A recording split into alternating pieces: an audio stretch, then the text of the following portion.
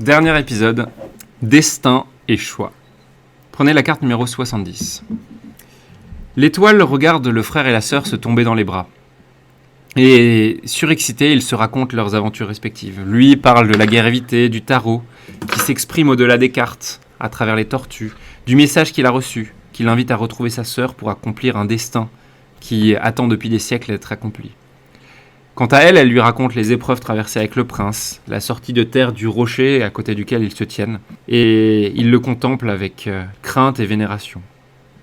Quelques destins qui nous appellent, dit l'héroïne. L'étoile nous a dit que nous l'avons déclenché. Maintenant, il faut sans doute terminer ce processus, mais comment faire ? Oui, comment faire ? Disent-ils tous en regardant la pierre. Les cartes parlent d'un délai bientôt écoulé pour réaliser la prophétie. Elles disent qu'il faut faire quelque chose, mais elles ont toujours été floues. Il faudrait quand même que quelqu'un nous explique ce qui doit se passer. Tous se tournent alors vers l'étoile. Après un silence, elle dit « Oui, je suis la gardienne du savoir. Contrairement à vous tous, je sais. Et je sais pourquoi le tarot refuse de vous dire ce qui va se passer à la fin. Mon rôle, depuis toujours, a été de mettre en place une épreuve et de cacher à tout le monde ce qui allait se passer à la fin de cette épreuve. Mais maintenant que le processus est enclenché, je n'ai plus besoin de garder le secret. Les érudits vénèrent une entité, les tempérés adorent la vie, certains suivent la voie du tarot. Eh bien, ces trois concepts parlent d'une même réalité, enfermée à l'intérieur de cette pierre, l'âme du monde, un reste du monde d'avant. Notre monde n'était pas toujours un monde rempli de magma, il y avait des terres, des mers, une vie tranquille, puis les hommes ont tout détruit, rasé, corrodé. Un jour, le point de rupture a été franchi et le monde est entré en fusion. L'âme du monde, perdue au milieu de ce cataclysme, a trouvé tout juste la forme de s'enfermer dans une pierre, le temps que le malheur passe. Elle s'est enfermée avec un être humain et toutes les bourgeons de vie qui vivaient encore sur cette planète. Quand l'atmosphère est redevenue vivable à l'extérieur, l'entité a passé un œil dehors, vu les dégâts. Elle a compris que personne ne pourrait vivre là si elle ne le créait pas. C'est ainsi qu'elle a donné naissance aux tortues, capables de survivre dans les conditions extrêmes de ce monde.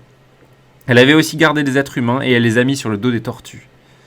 Car malgré les torts qu'ils avaient dans la destruction du monde d'avant, les humains étaient assez inventifs pour créer et permettre à une vie de repousser sur le dos des tortues. Qu'a voulu faire l'entité après ça ? Son objectif, c'est de permettre à la vie de renaître un jour, de se redévelopper, à une biodiversité incroyable de reparaître. Pendant ce temps, elle devrait recentrer ses forces, reprendre l'énergie nécessaire à la nouvelle apparition d'un monde. Puis, quand la vie serait assez riche pour pouvoir peupler un nouvel univers, elle libérerait tout ce qu'elle concentre depuis des siècles à l'intérieur de cette boule de roche. Elle terraformera le monde. Comment savoir que ce sera le bon moment ? Cela ne pourrait être le bon moment que quand quelqu'un sera capable d'ensemencer le rocher avec suffisamment de bourgeons différents pour que la pierre qui aujourd'hui est soulevée se rompe en deux et que ce qui se trouve à l'intérieur, des flots d'eau noient le monde et permettent au magma de se retransformer et de donner naissance à de la terre. Si la biodiversité est suffisante, le monde pourra renaître. Puis les nuages feront flotter les nouveaux arbres, le temps que le processus d'apparition de continents se refasse, et nous parviendrons à une nouvelle version du monde. Pourquoi sommes-nous animés par un sentiment d'urgence ? Parce que la lave grignote tout. Elle se propage, doucement mais sûrement. Viendra un moment où elle gagnera sur le lac et où il n'y aura plus suffisamment d'essence, de vie disponible pour que nous puissions créer un nouveau monde. Il faut donc agir le plus vite possible. Pourquoi les pirates ont-ils créé des épreuves pour délayer le moment où quelqu'un réalisera ce processus ? Il fallait que l'élu n'arrive pas trop vite. Il fallait que l'entité ait le temps de recentrer ses forces. Il fallait que la nature ait le temps de créer suffisamment de bourgeons différents pour que la vie puisse renaître. Sans cela, recréer un monde n'aurait pas eu de sens. Au fur et à mesure des siècles, les gens ont vu de plus en plus souvent les couleurs. C'était le signe que le moment de réaliser la prophétie allait arriver. Moi, quand je suis devenu l'étoile, je suis descendu au sein de la grotte et j'ai pu discuter avec l'entité. Elle a gravé son message dans le tarot pour appeler les gens à venir la délivrer, mais elle minimise ses interactions avec le monde extérieur car elle lui coûte de l'énergie. Elle ne parle qu'une fois par génération lorsqu'une nouvelle étoile est nommée. C'est elle qui m'a révélé toute cette vérité, c'est elle qui m'a dit de vous attendre, d'attendre le moment où le monde pourrait renaître. Tournez maintenant la carte numéro 71.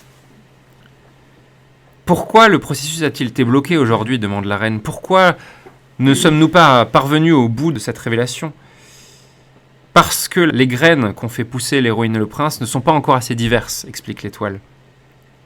Il en faut d'autres, il faut de nouvelles variétés. Eh bien c'est parfait, dit la reine. Nous, les tempérés, nous travaillons à créer des nouvelles races, des nouvelles espèces, des nouvelles fleurs depuis très longtemps. Nous avons sans doute beaucoup de choses à vous apporter. Nous avons apporté avec nous nos tortues, nous avons apporté nos graines. Eh bien nous sommes prêts à les semer. Nous sommes prêts à faire renaître le monde qui autrefois peut-être a existé. Finissons donc ce qu'il fallait commencer. Allons-y. Tournez la carte numéro 72. C'est alors qu'un cri retentit. Un non retentissant.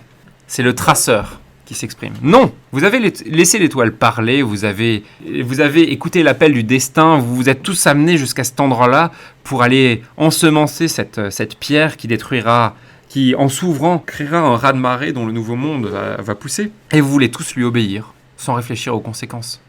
Rendez-vous compte, quand la pierre s'ouvrira, quand le raz-de-marée arrivera, tout le monde sera noyé. L'humanité entière sera condamnée. Tournez la carte numéro 73. Vous avez parlé d'arbres qui monteront vers le ciel, qui, poussés par l'eau, iront flotter au-dessus d'un monde 100% noyé sous l'eau. Vous avez parlé de biodiversité, mais à aucun moment vous n'avez parlé d'hommes. Les hommes, vous n'en avez plus besoin, n'est-ce pas ? L'entité ne veut plus que l'humanité existe. Elle veut d'une flore, elle ne veut plus d'une faune. Peut-être que c'est ce que nous méritons. Peut-être qu'à force d'avoir détruit le monde, nous ne méritons pas d'appartenir au nouveau monde. Mais il faut le savoir avant de réaliser ce fameux destin auquel nous vous sentons appelés. C'est vrai, dit le héros. Que nous arrivera-t-il une fois que l'eau se sera renversée sur le monde ?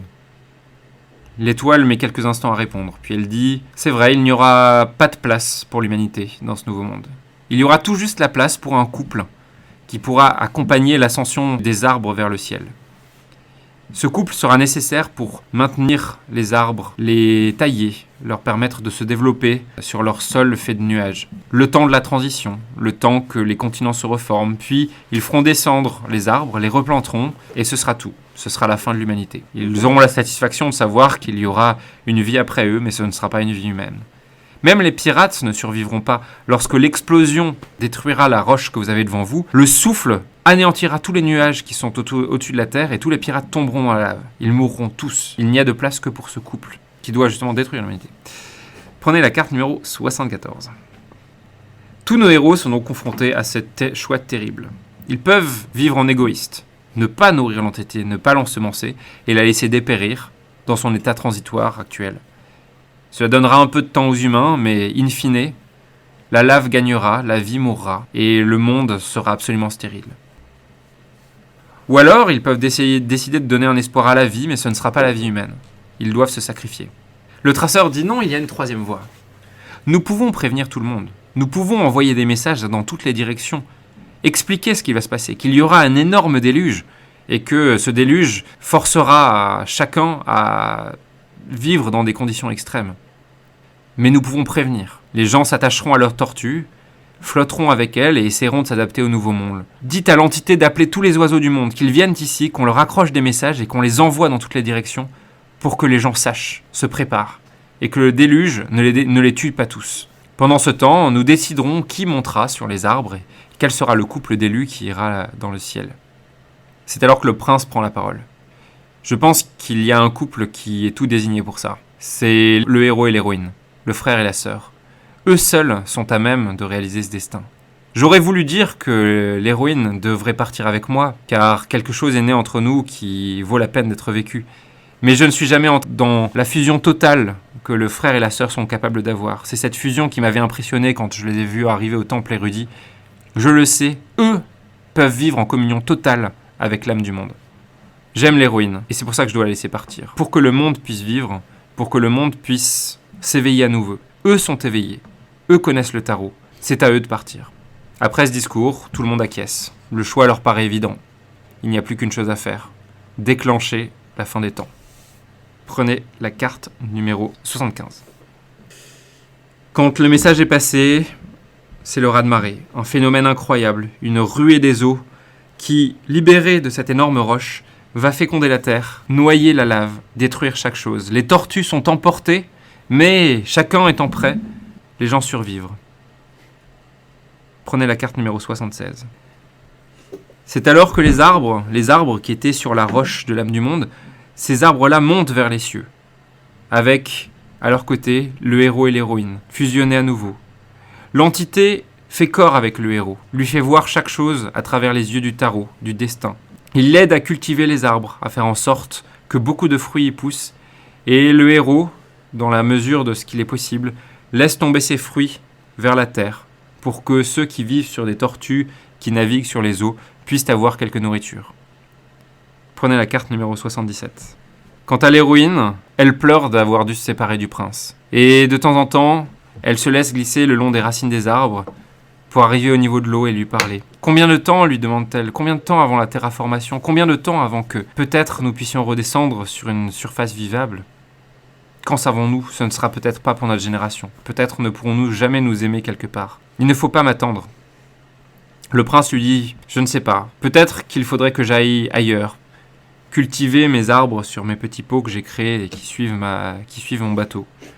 Peut-être que je dois partir en voyage ailleurs, essayer de trouver en premier le continent sur lequel la nouvelle génération d'hommes pourra naître. Mais je ne t'abandonnerai jamais. » Prenez la carte numéro 78. Un soleil se lève sur le nouveau monde, un monde d'eau, là où autrefois il y avait un monde de lave. Au-dessus de ce monde flottent des nuages nourriciers, des nuages où poussent des centaines et des milliers d'arbres qui font pleuvoir des fruits sur une humanité qui est désormais dépendante de cela. Les tortues n'ont plus de lave pour se nourrir, mais les fruits visiblement leur permettent de survivre. Qui traversera cet âge transitoire? Comment le traverseront-ils? Nul ne le sait, mais la vie en tout cas continuera.